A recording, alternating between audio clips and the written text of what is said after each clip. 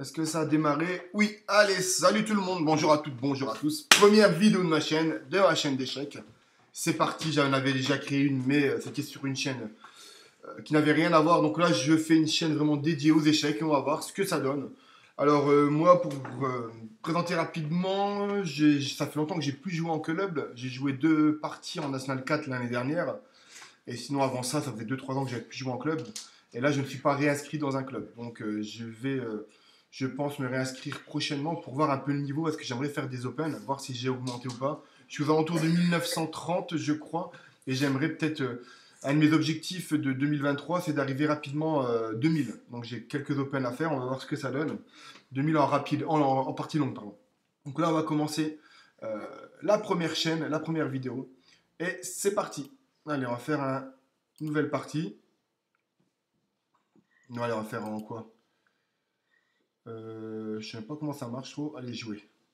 10 minutes, ça me permet. J'accepte. Allez, c'est parti. Bon, je vais ouvrir par D2, D4, toujours pareil, à prendre le centre. On me répond par D5. Alors, quand on but D5, je joue pas trop les C4 en général parce que j'ai pas envie de rentrer dans des complications avec la prise. Quand bidam accepté, quelquefois ça m'embête. Avec des systèmes derrière de C6, B5 pour protéger tout ça. C'est un petit peu chiant, pas mal de choses à celui du coup qui me joue C5. Bon, alors plusieurs choix s'offrent à moi. Soit je laisse comme ça sur la prise. Je peux prendre de la dame ou du cavalier.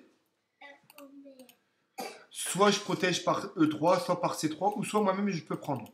Sur ce genre de situation, j'évite de prendre. Je vais remettre un pion, je pense que j'ai joué C3. Pourquoi C3 et pas E3? Bah déjà, en poussant C3, je libère ma dame ici éventuellement. Si je pousse E3, bah je bloque mon fou, j'ai pas trop envie de... Ouais, j'arrive pas à faire les flèches. Voilà, j'ai pas trop envie de bloquer mon fou. Et puis, s'il prend, j'ai envie de reprendre avec un pion de l'aile vers le centre, pour qu'on soit au même nombre de pions dans le centre.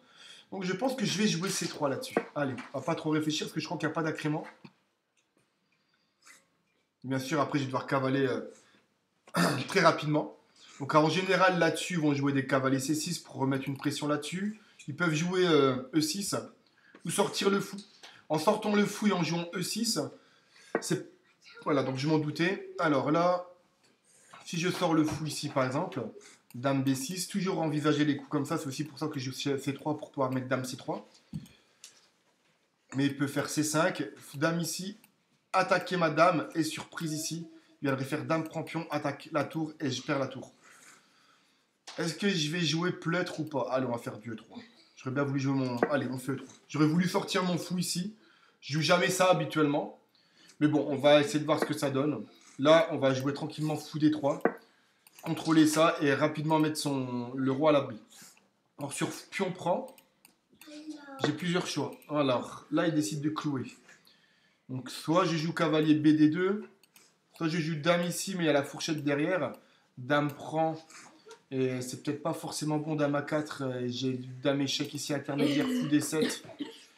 Ouais, donc sur dame ici, pousser du pion, prise, cavalier là, dame échec, parce que mon fou est encore en prise, là, je le rappelle. Hein. Et là, il peut revenir avec son fou, attaquer ma dame et je perds une pièce. Donc dame B3 n'est pas envisageable, parce que, je répète, dame ici, il pousse, je prends le pion ici, cavalier A5, protégé par la dame. Ma seule chose, et attaque à la dame ici, ma seule chose que je peux faire pour, je rappelle parce que ma dame est en prise et mon fou est en prise, c'est de faire échec ici. Là je ne peux pas, c'est contrôlé par le cavalier du coup.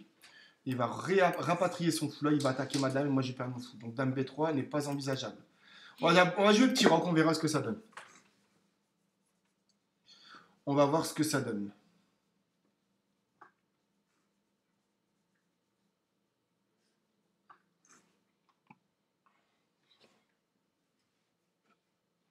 Vous voyez, hein, j'ai même pas fait attention, l'élo il est 1187. C'est pareil, hein, s'il vient de commencer, il peut être beaucoup plus. Et puis il faut jamais sous-estimer les adversaires. Jamais, jamais, jamais. Je ne sais même pas ce que c'est que les barres là, il va falloir que j'apprenne à découvrir. C'est quoi ça quand je clique dessus, à quoi? Rien. Je sais pas ce que c'est. Donc là il réfléchit, mais à mon avis il va jouer 6. Hein. Je pense pas qu'il va prendre. Peut-être tour C8. Donc moi, les coups candidats pour lui, c'est E6. Tour C8. Pour moi, c'est E6. Moi, je jouerai E6. Est-ce que G6 est envisageable? Non, parce que là, je prendrai. Voilà, c'était E6. Donc là, j'ai un problème de développement. J'ai un gros problème. J'ai bien envie de faire tour E1 pour pouvoir pousser E4 et libérer ici mon fou. Et je verrai après ici. Donc on va faire tour E1. Je peux même faire après des cavaliers là et cavalier là. Un peu à la façon espagnole. Il y a du fou D6 ici. Ce qui est embêtant, c'est que j'ai rien pour lui opposer à... J'ai absolument rien pour opposer à fou D6 ici. Sur fou D6, je vais faire un petit coup de H3, ça mange pas de pain. Ça évite les mates du couloir, ça évite les coups de Trafalgar. Après fou ici, dame ici. Mettant une pression là-dessus. Protégé par le cavalier. Mais le cavalier est cloué. Donc ils auront la possibilité de faire fou prend échec. Le cavalier ne pourra pas prendre. Ou alors d'abord d'échanger. Dame prend et fou prend échec. Donc sur les fous ici, voilà, je joue H3 tranquillement. Comme ça, ce pion ne reste plus en prise si jamais des coups tactiques. Et là, il faut que je réfléchisse pour me développer. J'ai toujours sur Dame B3 cette menace-là. Il faut que je fasse gaffe aussi à des E5, E4. Parce que là, c'est une menace, c'est E5, prise, cavalier prend. Donc là, je pense que je vais faire cavalier BD2. Viens prise ici, est-ce que ça marche? Prise et E4, on prend. Je vais faire cavalier BD2. Ce fou-là, il m'embête. Je ne sais pas comment le développer. Peut-être faire du prise ici, B4, fou B2, et C4 après, B5 et C4. Je peux le développer comme ça. À mon avis, là-dessus, il va faire ça. Petit rock, excusez-moi. Petit rock, c'est envisageable. C4, C4, B5, c'est un peu trop prématuré, je pense. Il pourrait avoir l'idée de jouer C4, B5, A5, etc. Mais d'abord, je pense que ça se prépare par petit rock. Et là-dessus, c'est difficile de trouver un plan. C'est des situations un peu embêtantes. C'est pour ça que je joue jamais E3, enfin, quand j'évite. J'aime bien sortir le fou avant. Mais là, ça met une petite difficulté supplémentaire. Donc, on va voir comment je vais réagir au niveau de la partie. Vous voyez, il m'a déjà rattrapé autant. Donc, toute la réflexion que j'ai eue au début avec vous, lui ne l'a pas eu. Il a développé ses pièces un peu comme par-ci, par-là. Bon, elles sont bien développées. Il a un beau jeu. Hein. Il a un très beau jeu. Donc là, là, je vais jouer fou ici tout de suite. Vous voyez, ça, c'est pas très très bon, je pense, parce que j'ai du E4 derrière qui arrive. E4 qui arrive, et ça va me faire ouvrir la diagonale du fou là. Donc ça m'arrange. Ça m'arrange, C4. Je pense qu'il a été trop rapide. Il aurait d'abord dû jouer petit rock avant. Je pense que petit rock était privilégié. Parce que maintenant, son seul point d'inflexion, ça va être B5, B4. C'est, vous savez, pour dynamiter la position. Donc il faut qu'il prépare. Peut-être faire B4, B5. Tout de suite d'ailleurs, un B5, B4 tout de suite. Et moi, je vais attaquer au centre. Sur B4, est-ce que je laisse faire... Sur B5, est-ce que je laisse faire B4? C'est la question. Parce que sur B5, A3...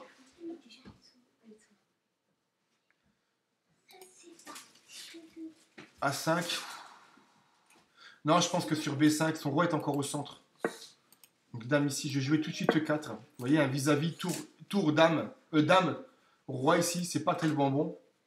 Là, je me laisse de prendre ici. Il ne peut pas prendre là parce que je vais avoir la tour qui va prendre la dame. Et sur prise ici, cavalier prend. J'ai cavalier prend ici, je gagne un pion. Donc, et sur prise ici, cavalier prend et je libère enfin la diagonale de mon fou.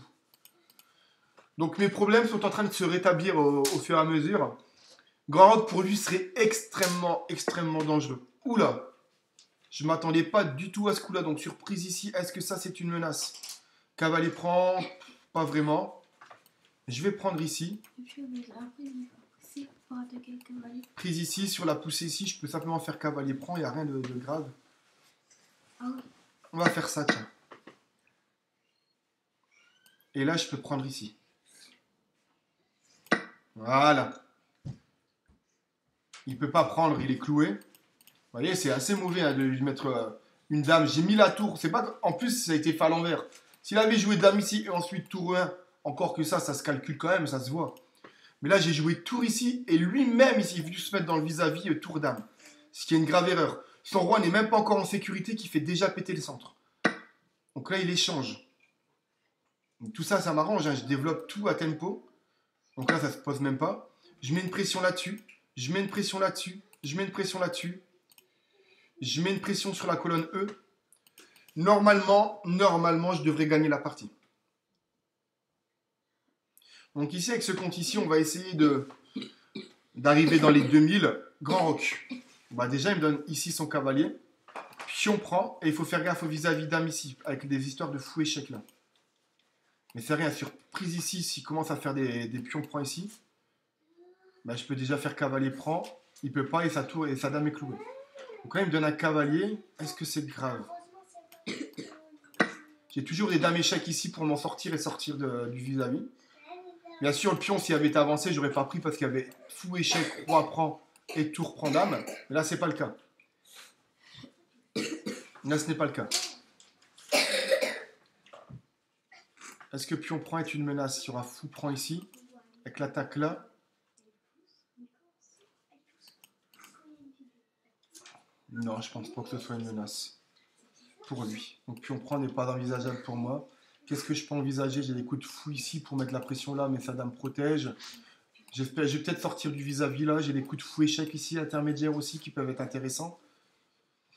Et puis j'ai une pièce, hein, donc quand j'ai une pièce d'avance, un des plans aussi quand vous n'avez pas, bah, c'est d'échanger toutes les pièces et puis d'arriver en finale. Donc je peux tout à fait échanger là. Donc là, je joue dame ici. Quelle est sa menace? Il n'y en a pas. Hein. Mais là, il me redonne un échec. Hein. Je ne peux pas prendre, je protège ici. Et là, je vais peut-être envisager des coups comme pion prend. J'ai loupé un truc ou pas? Je crois qu'il est en train de complètement perdre. Je vais d'abord faire un coup de échec intermédiaire ici. Toujours bien regarder sur fou échec, s'il revient là, bah, c'est pas grave. Hein. Parce que là, je gagne sa tour sec. Donc, parce que prise ici, la menace, c'est fou mat. Est-ce qu'il peut pas faire G6? G6. 9, échec. Roi là. Il peut venir ici avec son roi et du coup, je gagne pas la tour sèche. Non. Je pense que le mieux, c'est de préférer ici parce que sur fou échec, il y a roi là. Et là, je gagne plus la tour. Donc, on va faire prise ici. Sur dame, sur tour ici, je sais pas ce que je peux faire. Hein. Je vais faire du fou échec là. Hein. Je vais faire fou échec là. Il y a même mat, je crois. Voilà. Alors, très mauvaise partie de la part de mon adversaire, je trouve. Une précision, je sais pas, je joue à 78%, 92%. J'ai joué à 92%, ce qui est très bien. Un coup brillant. Ouais, comment on fait pour voir ça? Coup brillant, moi je sais pas vraiment. Il considère ça comme tour brillant. Donc là, jusqu'ici, vous voyez.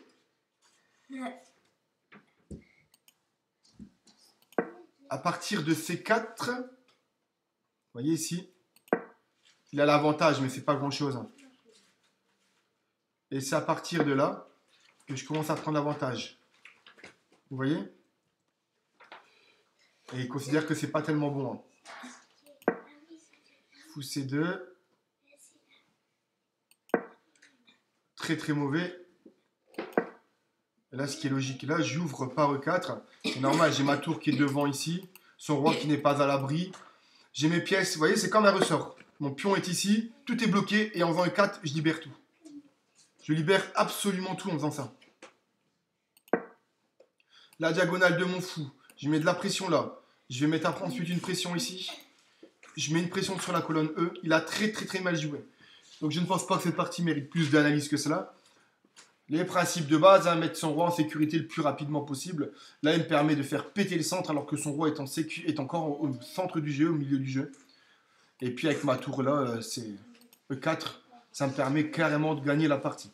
Donc voilà, bah écoutez, si vous avez des questions, n'hésitez pas. Je vais bientôt reprendre une licence d'échecs et commencer à faire des open pour essayer d'arriver, passer le cap des 2000.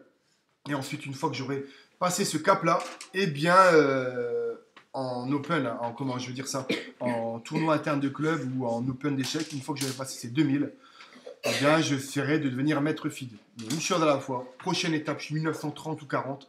Prochaine étape, dépasser les 2000 en officiel. Donc, il faut que je m'inscrive en club. C'est prévu d'ici un mois ou deux. Et ensuite, j'essaierai de passer maître feed et je me mettrai fin 2024 maximum pour accéder à cet objectif-là. Allez, ciao tout le monde et à bientôt. Salut. Et n'oubliez pas de vous abonner à ma chaîne.